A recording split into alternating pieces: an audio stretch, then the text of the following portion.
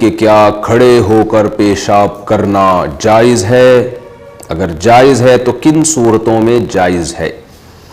اس بارے میں ہمیں بہت ساری احادیث ملتی ہیں جن میں کھڑے ہو کر پیشاب کرنے سے منع کیا گیا ہے، لیکن سند کے لحاظ سے ضعیف روایتیں ہیں۔ جو بالکل بے غبار روایتیں وہ دو ہیں۔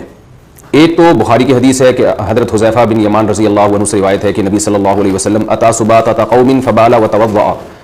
فبال قائما وتوضا كما قال، کہ آپ صلی اللہ علیہ وسلم کہیں تشریف لے گئے، کچرے کا ڈھیر وغیرہ تھا، تو وہاں آپ صلی اللہ علیہ وسلم نے کھڑے ہو کر پیشاب کیا۔ اس حدیث کی روشنی میں بعض علماء کی رائے یہ ہے کہ کھڑے ہو کر پیشاب کرنا بالکل جائز ہے، اس میں کوئی گناہ نہیں ہے۔ لیکن دوسری طرف حضرت عائشہ رضی اللہ تعالی عنہا کی حدیث ہے، وہ بھی صحیح حدیث ہے۔ اس میں آتا ہے کہ آپ حضرت عائشہ فرماتی ہیں کہ من حدثکم، جو تمہیں یہ بتائے کہ نبی صلی اللہ علیہ وسلم نے کھڑے ہو کر پیشاب کیا ہے، فلا تصدقوہ، اس کی تصدیق مت کرو، یعنی اس کو جھوٹا قرار دو۔ تو یہ دوسری حدیث ہے جس میں امی عائشہ فرماتی ہیں کہ آپ صلی اللہ علیہ وسلم کبھی کھڑے ہو کر پیشاب نہیں کرتے تھے، بلکہ اگر کوئی کہے کہ آپ نے کھڑے ہو کر پیشاب کیا تو اس کا انکار کر دو۔ تو حضرت حذیفہ والی حدیث سے پتہ چلتا ہے کہ بہرحال نبی نے یہ کام کیا ہے۔ امی عائشہ تو چونکہ روز جو نبی صلی اللہ علیہ وسلم کا معمول دیکھ رہی ہیں اس کے حساب سے بتا رہی ہیں کہ نبی یہ کام نہیں کرتے تھے۔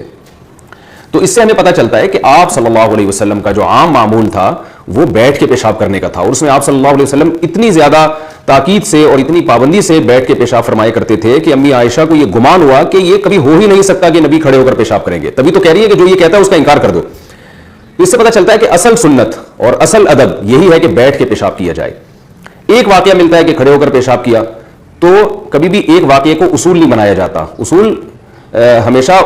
یعنی اصول اور ضابطہ وہاں سے اخذ کیا جاتا ہے جو عام معمول ہو۔ تو ایک دفعہ آپ نے کھڑے ہو کر جو پیشاب کیا تو علماء اس کی وجوہات بیان کرتے ہیں۔ بعض علماء کہتے ہیں ہو سکتا ہے وہاں پر بیٹھنے کی جگہ نہ ہو، بعض نے کہا کہ ہو سکتا ہے آپ صلی اللہ علیہ وسلم کی کمر مبارک میں یا گھٹنے میں تکلیف ہو، کوئی عذر ہو، بعض نے یہ کہا کہ ایک بیماری ہے گھٹنوں کی یا کمر کی جس میں کھڑے ہو کر پیشاب کرنے سے فائدہ ہوتا ہے، تو عین ممکن ہے آپ صلی اللہ علیہ وسلم بطور علاج کے کر رہے ہوں، اور یہ بھی ممکن ہے کہ آپ صلی اللہ علیہ وسلم اس لیے کھڑے ہو کر رہے ہوں تاکہ لوگ کھڑے ہو کر پیشاب کو بالکل حرام نہ سمجھیں، کیونکہ بعض دفعہ بیٹھنے کی جگہ نہیں ہوتی تو کھڑے ہو کر ہی پیشاب کرنا پڑتا ہے۔ تو جو جمہور علماء ہیں ان کا موقف اس بارے میں یہ ہے کہ بیٹھ کے پیشاب کرنا سنت ہے، ادب ہے، اور کھڑے ہو کر پیشاب کرنا خلاف سنت ہے، مکروہ ہے، ناپسندیدہ ہے، کیونکہ آپ صلی اللہ علیہ وسلم کا یہ معمول نہیں تھا۔ اور